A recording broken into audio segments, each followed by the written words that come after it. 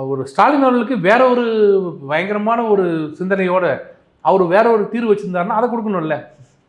சொல்லணும் இல்லைங்க, பாப்புலேஷனில் போனால் இந்த பிரச்சனை வருது, ப்ரோ ரேட்டில் போனீங்கன்னா இந்த ரேஷியோவில் வருது, எனக்கு இருந்த மூளைக்கு என்னோட அறிவுத்திறனுக்கு நான் புதுசாக ஒன்று கொடுக்குறேன், ஐன்ஸ்டீன் மாதிரி புதுசாக ஒரு திட்டம் கொடுக்குறேன் அப்படின்னு சொல்லணும்.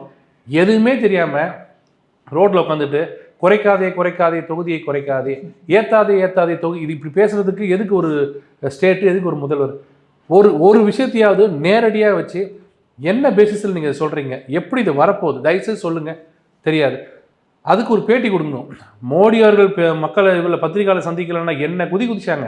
இந்த 4 வருஷத்தில் எத்தனை தடவை சந்திச்சிருக்காரு? அப்படி வருவார், 4 கேள்வி, ஒரு 2 கேள்வி கேட்டாருன்னா சொல்லிட்டு பாட்டு போயிடுவார். அவர் நினைக்கிறத சொல்லிட்டு போவார். அது இல்லை, ஒரு ப்ரெஸ் மீட் வச்சு, இப்போ வேறு யாரும் வேண்டாம், கொஞ்சம் விஷயம் தெரிஞ்ச பத்திரிகையாளர்லாம் வச்சு இவரை வச்சுக்கிட்டு, ஐயா அந்த என்இபி பற்றி சொன்னீங்களே ஐயா, ஹிந்தி எங்கேயா கம்பல்சரி, 4.1.2 பேராகிராஃபில் ஹிந்தியை பற்றி சொல்லியிருக்கீங்க ஐயா அப்படின்னு கேட்கணும். அவர் அதை எடுத்து பார்த்துட்டு இல்லையே 4.1.2 ஹிந்தி தேவைன்னு போட்டிருக்கேன், இதை பாருங்கள் அப்படின்னு தர்க்கம் பண்ணணும்.